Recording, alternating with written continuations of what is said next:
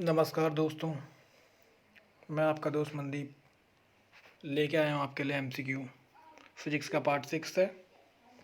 जैसे कि 120 क्वेश्चन से ज़्यादा हमने कर लिए हैं। और जो भाई इस चैनल में नए हैं प्लीज़ चैनल को लाइक शेयर और सब्सक्राइब जरूर कर दें। और जिसने मेरे अभी तक 5 वीडियो नहीं देखे हैं वो देख ले प्लेलिस्ट में जाकर। बहुत ही महत्वपूर्ण क्वेश्चन की सीरीज़ है ये। तो चलिए चलते हैं प्लीज़। पहला क्वेश्चन ये रहा आपके सामने। कंसिडर द फॉलोइंग स्टेटमेंट है। First, A heat engine is device which convert heat energy into mechanical energy. B. A heat engine essentially consists of source of heat at high temperature, working substance and sink at heat at low temperature. C. In a diesel engine, a mixture of fuel vapors and air acts as the working substance. D. Efficiency of a petrol engine is greater than diesel engine. तो जैसे कि आपको questions का easy language समझ आ ही रही होगी, आपको बताना है इसका आंसर। 3 सेकंड है आपके पास। तो इसका आंसर है सी, ऑप्शन सी इसका आंसर है। ए, बी और सी, यानी कि डी जो है वो गलत है, क्योंकि डीजल इंजन हमेशा एवरेज ज़्यादा देता है पेट्रोल इंजन से। तो नेक्स्ट क्वेश्चन, ये मैच द फॉलोइंग है आपकी स्क्रीन पर। Convection, radiation, conduction, heat transfer. List B है, heat is transferred due to molecular collision. Second, heat is transferred from section to another section of body. Third, heat is transferred due to actual motion of heater materials. Fourth, heat is radiated as the electromagnetic radiations.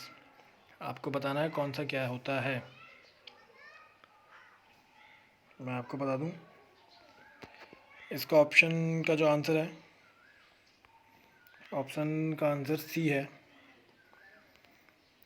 3412। जो convection होता है वो heat energy को actual motion की heat materials पर transfer करता है। और आपका रेडिएशन जो है हीट रेडिएट करता है इलेक्ट्रोमैग्नेटिक रेडिएशंस को। वैसे ही आपका कंडक्शन जो है वो ट्रांसफ़र करता है हीट को मॉलिक्यूलर कोलिजन से। और हीट ट्रांसफ़र जो आपका है वो है heat is transferred from section two another section of body, एक बॉडी से दूसरे सेक्शन पे जाती है। तो आंसर सी है इसका 3412। Next question, match the following. Is an isothermal process, is an adiabatic process, is an isobaric process, isochloric process। और सेकंड है, first temperature remains constant, volume remains constant, heat constant remain constant, pressure remains constant. ठीक है, तो option 3 जो है आप गलत मत समझना। तो हीट जो कांस्टेंट रहता है वही रिमेन कांस्टेंट रहता है, वो ये कहना चाहता है। तो बताइए आप इसका आंसर। इसका आंसर है ऑप्शन बी 1342। आइसोथर्मल प्रोसेस जो है वो टेम्परेचर रिमेन कांस्टेंट रहता है। और एडियाबैटिक प्रोसेस जो है हीट कांस्टेंट रहता है। और आइसोबैरिक जो प्रेशर है, प्रेशर रिमेन कांस्टेंट है। आइसोक्लोरिक जो प्रेशर है वो हमेशा वॉल्यूम रिमेन कांस्टेंट रहता है। नेक्स्ट क्वेश्चन, स्टेटमेंट है। कुछ स्टेटमेंट्स दिए हैं आपको उसका आंसर बताना है, जैसे कि मैं अपनी वीडियोस में बताता ही हूँ। 4 ऑप्शन होती है उसमें, ए बी सी। मतलब ए रीज़न सही है या करेक्ट नहीं है, स्टेटमेंट सही है रीज़न फॉल्स है, या दोनों ही फॉल्स है, या एक फॉल्स है और एक सही है, ऐसे करके होता है। तो उसका पहला स्टेटमेंट है, at room temperature water does not sublimate from ice to steam. Reason, the critical point of water is much above the room temperature. तो इसका आंसर ए है, यानी कि दोनों ही स्टेटमेंट सही हैं और जो रीज़न है इसका करेक्ट एक्सप्लेनेशन देता है। नेक्स्ट स्टेटमेंट आपके सामने, It is impossible for a ship to use the internal energy of seawater to operate its engine. Reason, a engine is different from refrigerator. Option आपके सामने हैं और इसका आंसर है ऑप्शन डी. जी हाँ दोस्तों, इसका आंसर ऑप्शन डी है. Both statement and reason false. दोनों ही स्टेटमेंट और जो रीज़न है वो गलत है. यहाँ हीट इंजन की बात हुई है, रेफ्रिजरेटर कहाँ से आ गया है, और इंटरनल एनर्जी यूज़ आराम से कर लेता है इंजन उसका.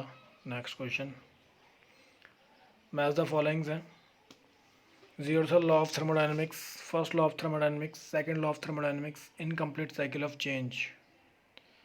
Give us to the concept of temperature. Second, define internal energy. Third, change in internal energy to zero. Fourth, efficiency of engine is always less than a unity. तो बताइए इसका answer.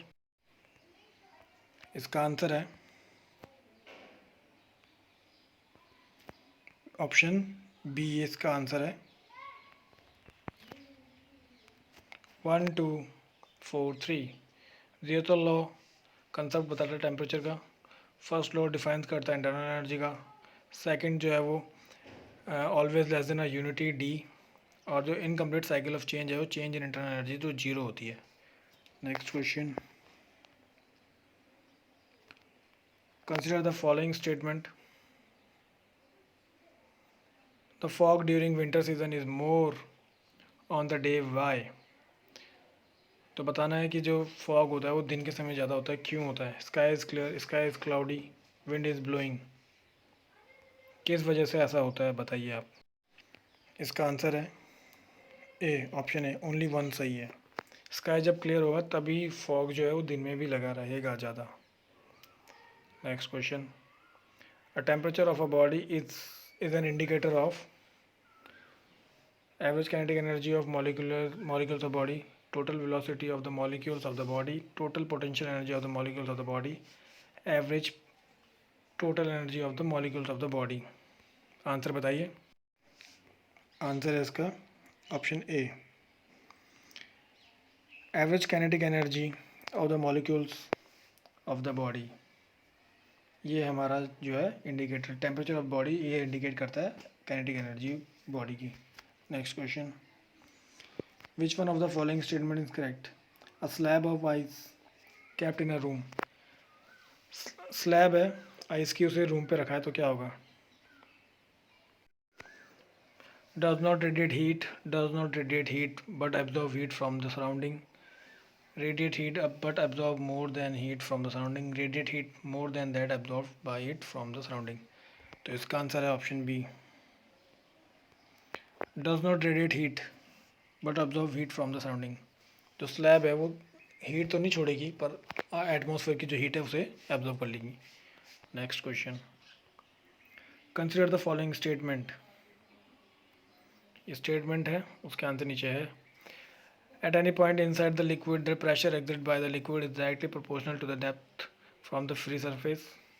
Eight every point and every direction the pressure exert inside the liquid at rest is same. ये इसके options हैं, बताइए आप इसके options के आंसर. इसका आंसर है, दोनों स्टेटमेंट सही हैं, C. Next question, consider the following statements. Refrigerator take heat from hotter body and reject it to the cooler body. A heat pump take heat from a colder body and reject it to a hotter body.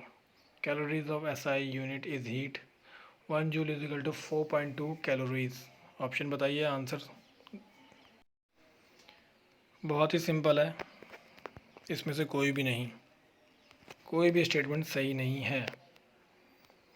Next question, in a heat frozen food, in heating frozen food is sealed pouches in a microwave. Why do you first poke holes in the pouch? तो खाना गर्म, जो seal खाना होता है उसको हम गर्म करने से पहले उसको मतलब उसमें गड्ढा क्यों करते हैं, ये बता रहा है वो. ऑप्शन आपके सामने हैं. To prevent the steam pressure from busting open the pouch, to allow the heat to get into the food through the hole, to allow the microwave to get into the food through the holes, to allow the aroma of the food to come out through the hole.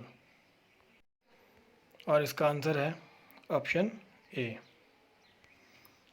ये करता है, prevent करता है pressure को ताकि खाना फट ना जाए, इसलिए उसमें होल करना पड़ता है।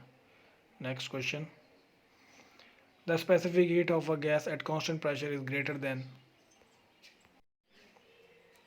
Then the specific heat at constant volume because जो स्पेसिफिक हीट होती है कांस्टेंट प्रेशर की वो हमेशा ज़्यादा होती है वॉल्यूम से। बताना है क्यों। Work is done in the expansion of the gas at constant volume, work is done in the expansion in the gas of constant pressure. C, the molecules collision increase at constant pressure, attraction between molecules increase at constant pressure. तो बताइए इसका answer. इसका answer B है, work done in the expansion of the gas at constant pressure. Work done किया जाता है ताकि gas जो है वो कांस्टेंट प्रेशर से एक्सपेंशन ना हो जाए, फट ना जाए, फैल ना जाए। Next question, in the winter season if we touch two blocks, one is iron and other is wood, in the early morning then the block of iron appears to be more colder. बताइए क्यों। Option A, the temperature of the iron block is less than that of wooden block, iron is bad conductor of heat, is compression to wood, iron has higher specific heat capacity, the block of iron is heavier than wood blocks। अब आपका ये जो question कह रहा है कि अगर हम सर्दियों में एक लकड़ी का खंभा और एक लोहे का खंभा अगर उनको छुएंगे तो जो लोहे का खंभा होता है वो ज़्यादा ठंडा होता है, ऐसा क्यों। तो इसका आंसर है आपका बी। सॉरी दोस्तों, इसका आंसर ए होगा। टेम्परेचर जो आयरन ब्लॉक का होगा वो हमेशा कम होगा वुडन ब्लॉक से। Next question,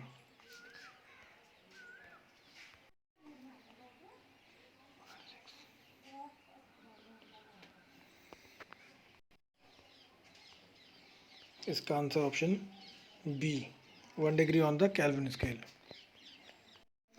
next question, at normal temperature due to puncture the compressed air inside the tube of the car wheel suddenly start coming out, then the air inside the tube, गर्मियों के समय जब puncture लगाते हैं तो उसमें से जो हवा है वो निकलती रहती है, क्यों।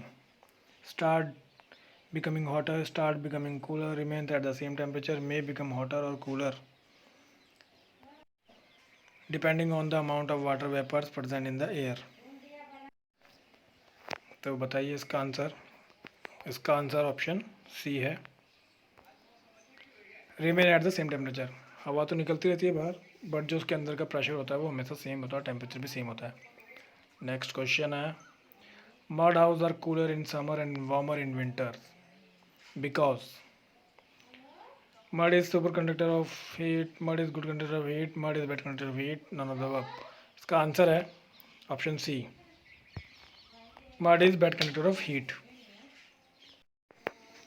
19th क्वेश्चन है आपका, transfer of heat energy from heater coil to the food in cooking vessels take place through the process. जब हम खाना बनाते हैं हीटर में वो किस प्रोसेस से होते हुए जाता है, ये बताना है इसमें। तो ऑप्शन है convection only, conduction and convection only, radiation and convection only, convection conduction and radiation. तो आंसर है इसका option B, conduction and convection process के उससे जाता है।